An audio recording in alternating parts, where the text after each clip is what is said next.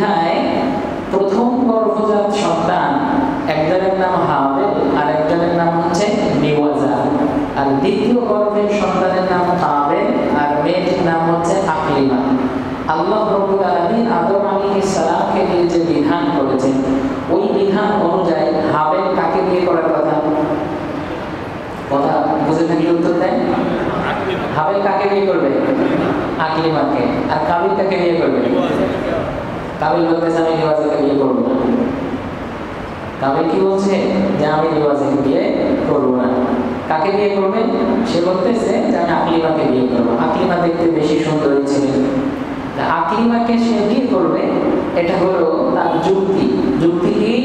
যে আমি যখন দুনিয়ায় আসি নাই তখনই তো মায়ের পেটে আমরা দুইজন একসাথে ছিলাম, অতএব বাকি জীবনটাও একসাথে কাটাইতে চাই।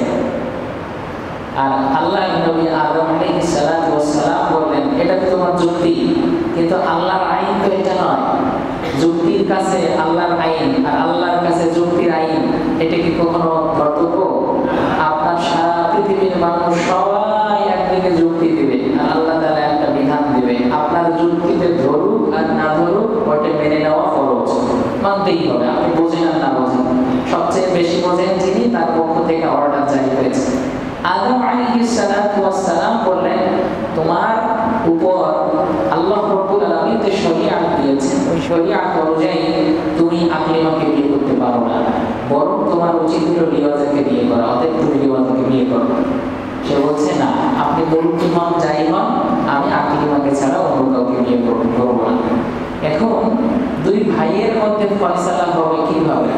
আল্লাহ নবী আদম আলাইহিস সালাম তিনি তো ফেসিস্ট না, তিনি বিচার করে তারপর দুইজনের মধ্যে ভাগাভাগি করে দেবেন।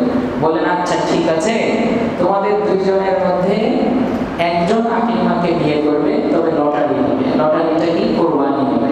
তোমরা দুজনেই কোরবানি করবে, যার কোরবানি আল্লাহ তাআলার কাছে কবুল হবে তাকেই আমি আকলিমাকে দেব, তার সাথে আকলিমার বিয়ে হবে। কাবিলও মেনে নিয়েছে, হাবিলও মেনে নিয়েছে। দুইজন মেনে নেওয়ার পর যখন সম্মত হয়েছে, আল্লাহর নবী আদম আলাইহিস সালাতু ওয়াস সালাম হজ করতে গিয়েছেন যে তারা কোরবানির মাধ্যমে ফয়সালা করবে। তো ধুধু প্রান্তরে দুইজনে মিলে তাদের কোরবানির বস্তু উপস্থিত করেছে। এই কথা আল্লাহ কোরআন মাজিদে বলেন, ইয ক্বাররাবা কুরবানান, যখন তারা কোরবানির বস্তুকে উপস্থিত করলো, ফাতুকুবিলা মিন আহাদিহিমা ওয়া লাম ইউতাকাব্বাল মিনাল আখার, একজনের কোরবানি কবুল হলো আরেকজনেরটা হলো না। কাটটা হয়েছে? বলেন তো কাটটা হয়েছে? তাফসীরের কিতাবে এসেছে হাবিল সে পশু পালনের কাজ করত, রাখাল ছিল, আর কাবিল ওই সময়ে কৃষি কাজ করত। তো ওই সময় তো আর ইন্ডাস্ট্রি ছিল না, এই আধুনিক যুগের কোনো ব্যবস্থা ছিল না, পেশা করতে দুইটা পেশাই ছিল। তো কোরবানির বস্তু উপস্থিত করতে গিয়ে দেখা গিয়েছে হাবেল যে বস্তুটা উপস্থিত করেছে সেই বস্তুটা হলো সবচেয়ে নাদুস নুদুস, দেখতে বেশ ভালো পরিচ্ছন্ন, একদম আল্লাহকে রাজি খুশি করার জন্যই সে একটা দুম্বা নিয়ে এসে মরুভূমিতে দাঁড় করিয়ে রেখেছে। কাবিল তার তো আগে থেকেই দুষ্ট প্রকৃতির মানুষ, সে ভালো কিছু নিয়ে আসে নাই, সে মন্দ কিছু, গমের চারা, এই সমস্ত কিছু তৃণভূমি নিয়ে এসে উপস্থিত করিয়েছে। কথা হলো ওই সময়ে কোরবানি যে একজনের কবুল হলো আর একজনের হলো না, এটা বুঝতো কিভাবে? আগেকার দিনে কোরবানির বস্তুকে উন্মুক্ত প্রান্তরে রাখা হতো, যার কোরবানি আল্লাহ তাআলার কাছে পছন্দনীয় হতো। আসমান থেকে একটা আলো আসতো, ওই আলো এসে কোরবানির বস্তুটাকে জ্বালিয়ে ভস্ম করে উপরের দিকে নিয়ে যেত। যারটা জ্বালানো হতো বোঝা যেত তার কোরবানি কবুল হয়েছে, আর যারটা জ্বালানো হতো না ওইটা পড়ে থাকতো, তার কোরবানি কবুল হয় না বলেই ধরে নেওয়া হতো। ওই বিধান যদি এখন থাকতো, কত হাজী সাহেবের গরু যে পড়ে থাকতো, হ্যাঁ, কাঠটা সুদের টাকায়, কাঠটা ঘুষের টাকায়, এটা বোঝা যেত। এটা মুহাম্মদ সাল্লাল্লাহু আলাইহি ওয়াসাল্লামের একটা অনুগ্রহ যে আল্লাহ তাআলা আমাদের পাপগুলোকে গোপন রেখেছেন। এই জন্য আগেকার দিনে কোরবানির বস্তু গ্রহণ হয়েছে, এই গ্রহণ করাটা বোঝা যেত আসমান থেকে আলো আসতো। আসমান থেকে যখন আলো এসেছে, হাবিলের দুম্বাকে জ্বালিয়ে উপরের দিকে নেওয়া হলো, আর কাবিলেরটা ওই জমিনের মধ্যেই পড়ে থাকলো। তো কাবিলেরটা পড়ে থাকার কারণে দেখা গেল কাবিল বলতেছে আমার কোরবানি তো কবুল হলো না। যার কোরবানি কবুল হবে না সে কি আকলিমাকে বিয়ে করতে পারবে? যেহেতু সে আকলিমাকে বিয়ে করতে পারবে না, এইবার সে বলতেছে আকলিমাকে যদি বিয়েই করতে না পারি তোকে দুনিয়ায় রাখবো না।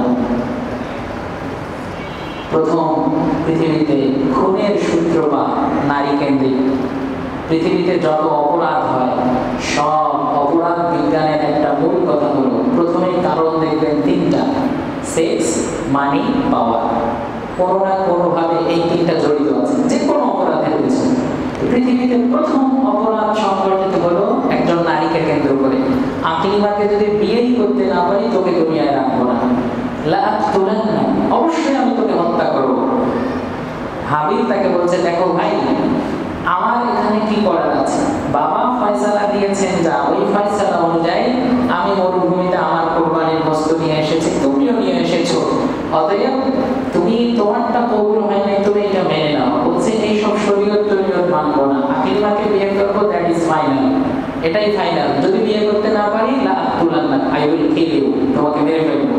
এই কথা যখন বলা হলো তখন আদম আলাইহিস সালাতু ওয়াস সালামের প্রথম সন্তান হাবিল আলাইহিস সালাতু ওয়াস সালাম তিনি বলতে থাকলেন, তুমি যদিও আমাকে মারার জন্য তোমার হাতকে প্রসারিত করো, আমি তোমাকে মারার জন্য আমার হাত প্রসারিত করব না। ফাতাওয়াত লাহু নাফসুহু ক্বাতলা আখিহি। কাবিল তখন প্রবৃত্তির পূজারী হয়ে দেখা গেল হাবিলকে হত্যা করার জন্য তার হাত প্রসারিত করেছে। তখন হাবিল বলছে ইন্নী উরিদু আন তাবুকা বিইসমি ওয়া ইসমাক ওয়া ইসমিক, যে তুমি আমার গুনাহ এবং তোমার গুনাহ উভয় গুনাহকে পরিবহন করবে। তার কারণ দুনিয়াতে একজন মানুষ যত খারাপ হোক, তাকে যদি আপনি অন্যায়ভাবে হত্যা করেন, ওই মানুষ জীবনে যত গুনাহ করেছে সব গুনাহ আপনি আল্লাহর ওলি হলেও আপনার আমলনামায় বর্তাবে। বলি না আউযুবিল্লাহ। এজন্য মানুষ যত খারাপ হোক আপনি তাকে হত্যা করতে পারেন না।